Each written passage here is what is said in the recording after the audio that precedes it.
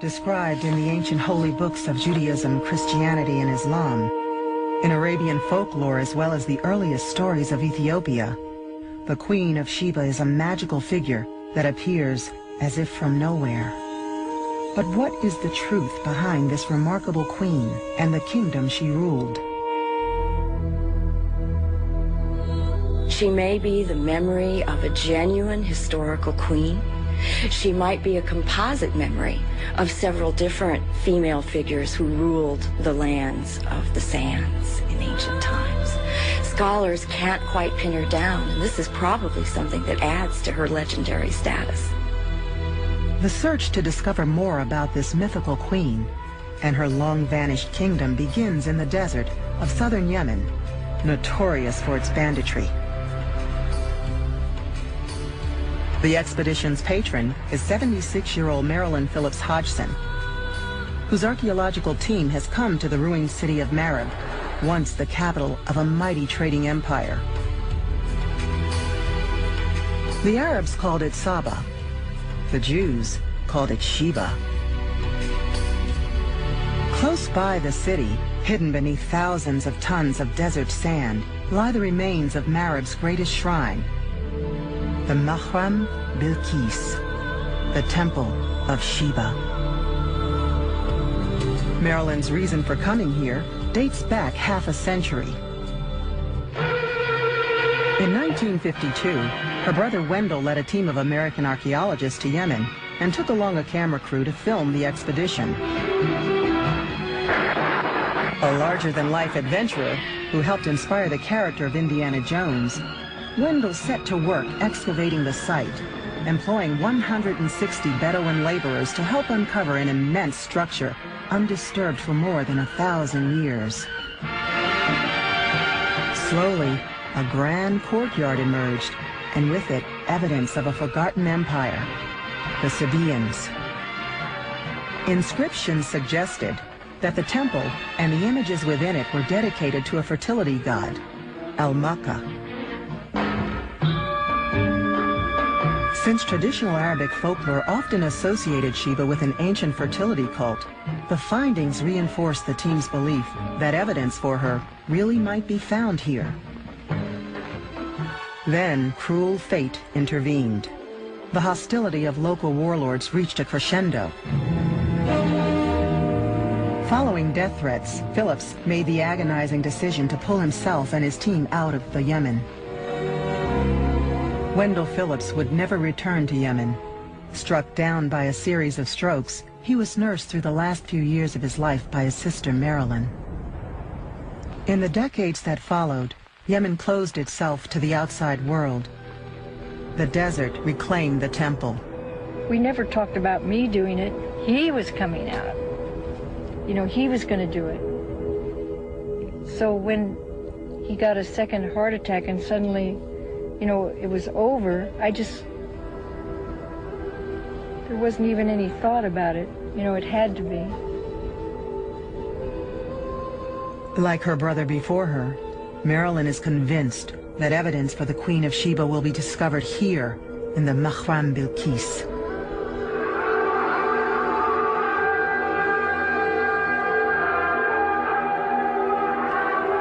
Modern Yemen remains a dangerous place. For centuries, it was closed to outsiders. After a quarter of a century of pleading with the Yemeni authorities, she's been allowed to return to the ancient temple. I believe that a Queen of Sheba must have existed. Why would these stories permeate so many people's lives, especially in the Arabian Peninsula? They believe so strongly in this. And why would it have lasted all these centuries? Amid heavy security, excavation has begun at the ancient site. The team hope to find evidence that the Queen of Sheba worshipped here. They have just a month. After that, the authorities can no longer guarantee their safety. Oh, I never saw that, huh? Wow. Leading Maryland's archaeological team is Professor Bill Glansman from the University of Calgary, Canada. An expert on the archaeology of Yemen, Bill is elected to excavate previously untouched parts of the site in the hope that they may shed new light on the Sabaeans and their most famous queen. The sanctuary here, Mahram Bilqis, is important because we have the ancient Sabaean kingdom centered here at Marib. This is a great historical center in that sense. It's also the largest pre-Islamic sanctuary that we've yet discovered in the Arabian Peninsula. There were always very powerful queens. Some of them would rise up to fame and glory, such as some of the Egyptian queens like Hatshepsut and Cleopatra, for example. But this Queen of Sheba is a little bit different. Without her name, we can't identify her actually as a historical figure. We need to find some link, if there is one, to find the historical reality of that queen and the stories that surround her. The site covers 60,000 square meters, more than the size of 8 football fields, and every inch must be cleared by hand. Progress is slow, constantly hampered by dust devils that appear and disappear without warning. In Arabic folklore, these desert whirlwinds, sometimes called jinn or genie, have an intimate connection with the legendary Queen of Sheba. For in old Bedouin tales, Sheba was born of such a spirit. According to a fable set in Sheba's ancient capital of Marib, then a grand and prosperous city, there lived among the many merchants a beautiful spirit called Umayya. Umayya fell madly in love with an important advisor to the king, and from their illicit affair, a daughter was born. Half human, half genie. They named the child Bilqis and gave her to the spirits of the desert to raise. As she grew up, Bilqis learned from passing caravans that an evil king had come to rule Marib. One night she slipped into the king's chamber and plunged a dagger through his heart, saving the people of Sheba and replacing him as their ruler.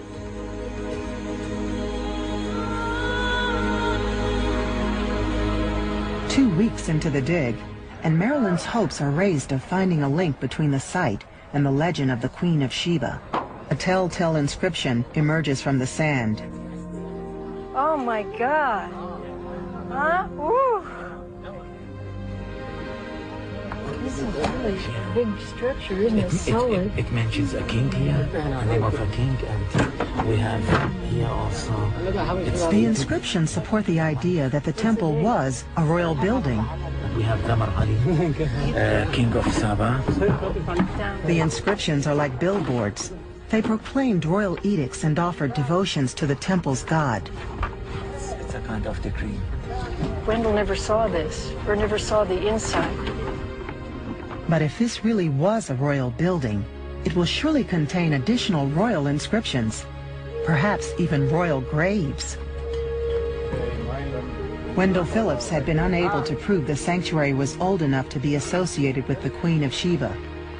But modern dating techniques have completely overturned traditional assumptions about the site's age.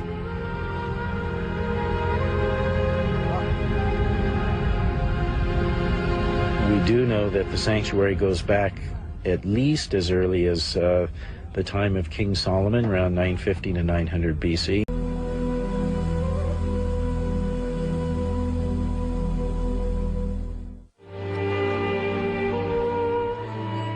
During the 10th century BC, when the Queen of Sheba is thought to have lived, the city of Marib was a great commercial center, a stopping point for merchant caravans that crisscrossed the desert.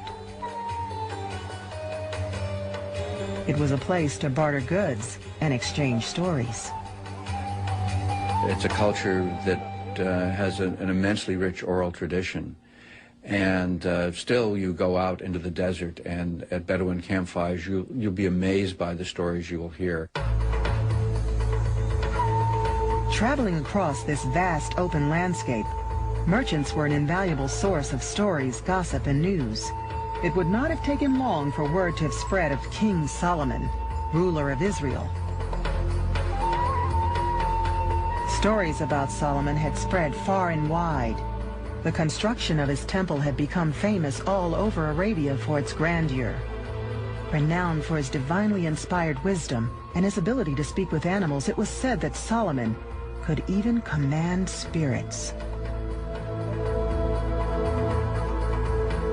The Ethiopian holy book, the Kebra Nagast, says that news of this formidable king reached Sheba from a traveling merchant. She heard of him being a very knowledgeable person, so therefore in her attempt to build a very strong nation, she felt that she needed to go there and then learn from his wisdom, learn from his knowledge, so that she could come back and build her nation, even to make it stronger. How Solomon heard of Sheba is explained in the Quran. In this version of events, Solomon's pet raven has been sent to find a missing hoopoe bird, a prized animal that has become lost in a far-off land. Guided home by the raven, the hoopoe tells Solomon of a distant oasis ruled by a rich and beautiful pagan queen. Well, at this point, Solomon wonders why someone that beautiful and that rich doesn't know who the real God is, and further has never come to him to pay tribute. So he sends a letter hung around the hoopoe's neck, who delivers it to Sheba. She then takes it to her council of courtiers and says, "What should we do about this?" However the letter actually reached Sheba, it seems clear that the message was an ultimatum. Sheba must pay tribute to Solomon or risk his wrath. The Bible records that Sheba's servants packed many gifts for Solomon, including gold, precious stones, and spices. But perhaps the real reason for her visit was not to bestow gifts, but to negotiate trade. I think you look at the Bible and its account. There's some stuff about the power of Solomon and Sheba admiring his wisdom. But if you just scratch that surface just a little bit, you see the record of a trade agreement and the vast amount of goods that she brings Solomon. And in first listing them, the account does not say their presents. It just says she brings them. So I think there's two things going on. They exchange presents, but at first she is bringing an enormous amount of trade goods and saying, basically, here you are, let's work out a deal. One of the goods the ancient Sabaean kingdom possessed in abundance was frankincense, a fragrance the Israelites used in their religious ceremonies. Frankincense can still be bought in Yemeni markets today. Harvested from trees that only grow in the southern Arabian Peninsula and parts of East Africa, the ancient Sabaean kingdom would have had a virtual monopoly over it, generating unprecedented wealth. In thanks for their prosperity, the Sabaeans built their god Al-Makka, the largest shrine in all Arabia. It was the center of their universe, because without Al-Makka's blessing of rain, their whole fragile world would collapse. As the excavation progresses, a Bedouin worker makes a dramatic discovery. Approximately 6 minutes ago, the workman was cleaning up in here, and he came upon, as you can see down here, a very large frieze with ibex heads. No one has seen these carvings for 1,500 years, but they are in superb condition, a promising sign for Bill. This is a real exciting moment. I'm almost at a loss for words. Wow. The ibex is one of the two zoomorphic representations of the deity Al-Makka. He's generally represented here by the bull in the inscriptions and by figurines, but here we have him represented also by the ibex. The importance of the inscription is tremendous also because it mentions a king's name. Wendell Phillips' expedition in the early 1950s never got past the entrance hall. After just 4 months of work and under much harassment and house arrest, this is what they revealed. We don't know what's in the Awam enclosure, the Great Circle, the Ovide, the Holy of Holies. We are mandated to get this sand out of there as fast as possible with the best and the latest scientific methods in a well-mannered, routine scientific way. With only weeks to conduct their excavations, Maryland's team have harnessed the latest technology to peer directly beneath millions of tons of sand.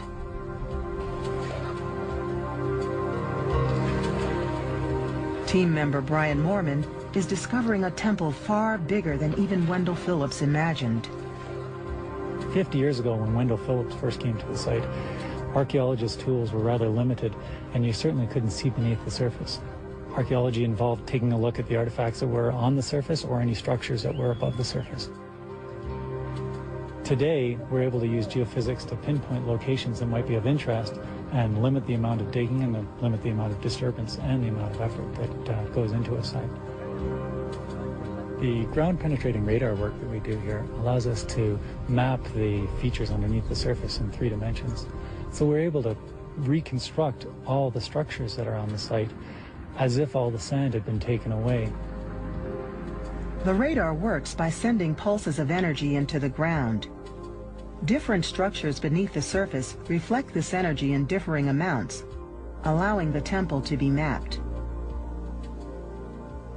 With data from the survey, the sprawling layout of the Maqam Bilqis can at last be recreated.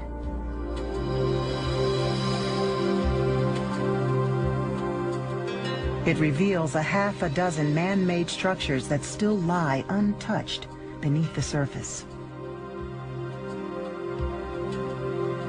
But what purpose these structures serve and what they contain can only be confirmed by old-fashioned digging. You know, who knows what we're going to find? You know, we didn't expect to find over here in this trench yesterday this ibex frieze. Who knows what's there? Although frustratingly close, Sheba and her people remain just beyond reach in their sandy tomb. The tense situation is not helped by the increasing uneasiness of the guards.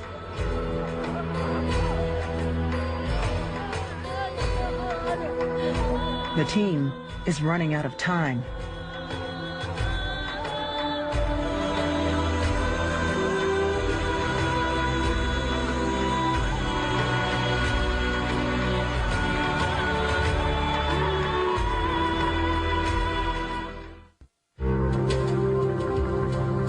After days of scanning the sanctuary of the Queen of Sheba, team member Brian Moorman has uncovered a significant find in the temple enclosure. When we were doing our ground-penetrating radar surveys here, we found a very small but very distinctive reflection coming from this location, some kind of underground void. There are numerous buildings inside the sanctuary, but this pile of stones represents the most important feature that we can easily understand inside the sanctuary. The structure is a well, and the well here was used for possibly getting the water for ritual ablutions. It's approximately 3 meters below the surface, and we're just about to begin the excavation to try to uncover the wellhead. This well would have been the very epicenter of the Sabaean Empire, and a place of utmost fertility god, whose blessings were vital to the life of Marib. In this kind of harsh environment, water controls that fertility of those fields. Al-Makka was responsible for water and the life it created around Marib. 10 kilometers away from the site is an even more potent symbol of how vital water was to the life of Marib, the Great Marib Dam. Described in Arabian folklore as a miracle of engineering, the Marib Dam spanned 3,000 feet, twice the width of Colorado's Hoover Dam.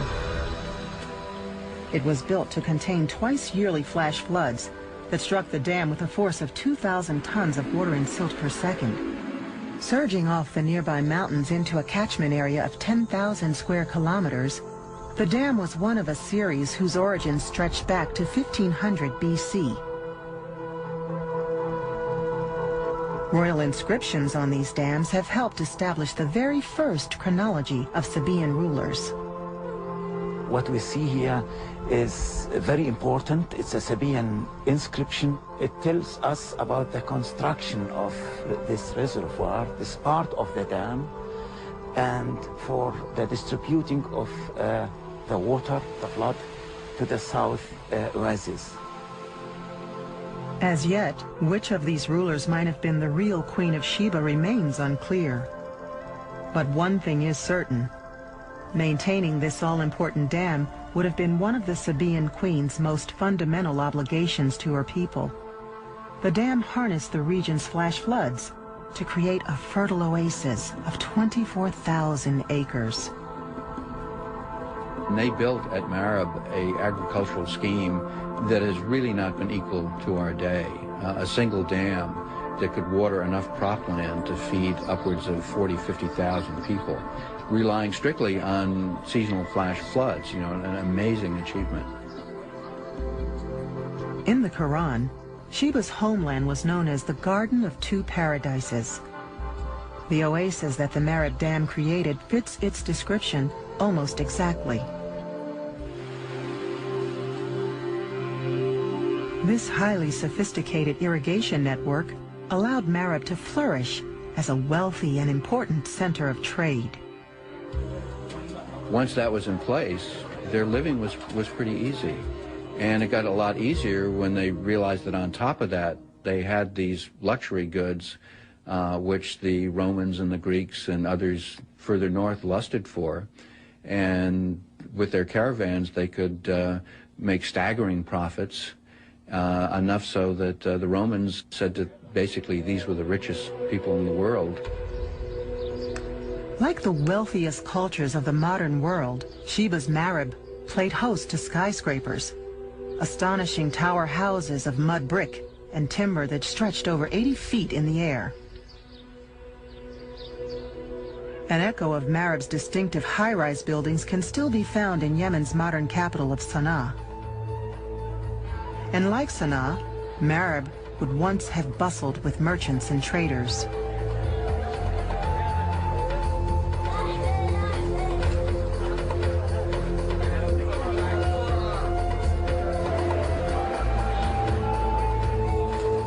They traded in many goods: gold from Africa, lapis lazuli from Afghanistan, amber from Ethiopia.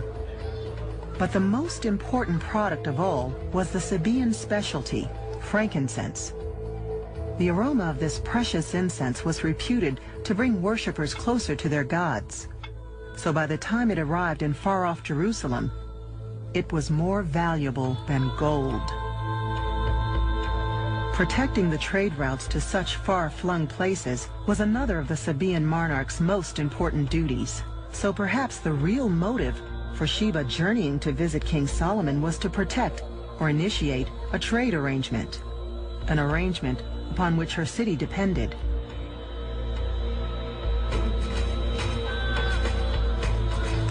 Today, Marib lies empty, the consequence of civil war over a generation ago. Now its only occupants are the occasional Bedouin family who make temporary homes amongst its ruined towers.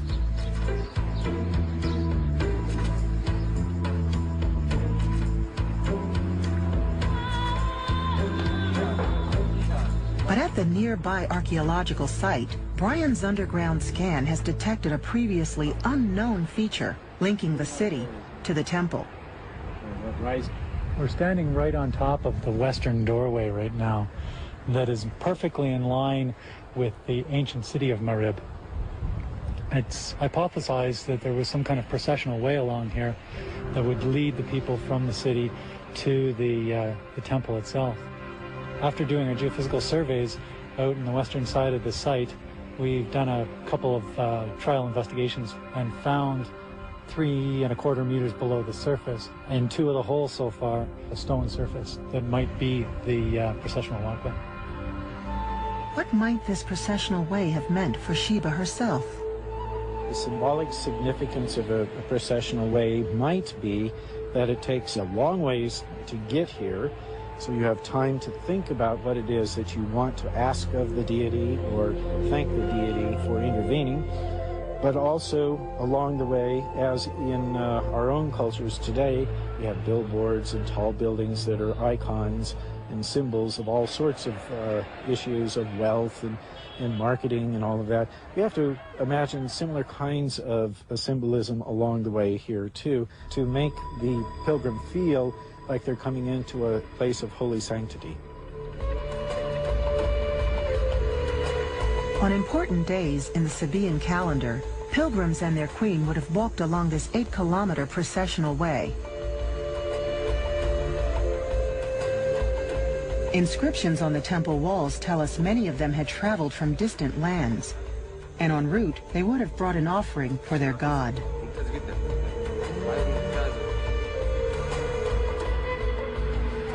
At the temple itself, Bill and his team believe they have the most complete picture yet of how the ancient people of Shaba worshipped at their most holy shrine. We're standing here in front of the main entrance to the sanctuary known as the Mahram Bilqis, the sacred precinct of Bilqis. And Bilqis, of course, is Arab folklore's name for the otherwise nameless Queen of Sheba. We're right now coming through the central part of the peristyle hall, which was a large open hall with pillars around the sides and behind me that once had a covered walkway or portico around it. And imagine 4 meters below the sand beneath my feet, there were all sorts of dedications of the pious pilgrims laid all around in here. So many offerings made to Al-Makka, the most important deity of the ancient kingdom of Shaba. Combining the discoveries of Wendell Phillips with the latest data from the team's underground survey, it is now possible to create a vision of Southern Arabia's most spectacular shrine.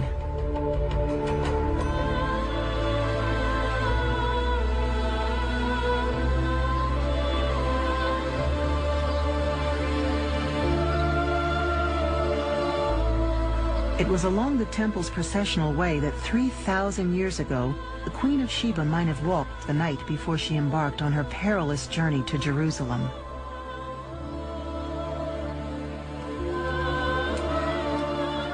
Queen, High Priestess, and now trade envoy, Sheba would have entered the temple through the 40-foot-high columns of the peristyle entrance.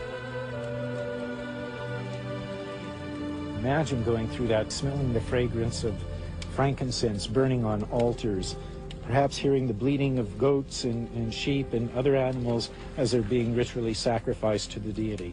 Sculptures in gleaming bronze staring down at you, showing the presence of the deity. This must have been overwhelming. Walking through the great hall, a set of doors led through to the most holy place of all, the temple's sacred enclosure. Fragments of bronze recovered from the enclosure suggest that it contained the most sacred idols of Sabaean culture. Among them, a towering 30-foot-high bull. The bull in the ancient Semitic cultures is a storm god, or representation of a storm god. You have to think of the snorting of a bull and the hoofs trampling on the ground and that thunderous roar. It emulates the sound of thunderclap.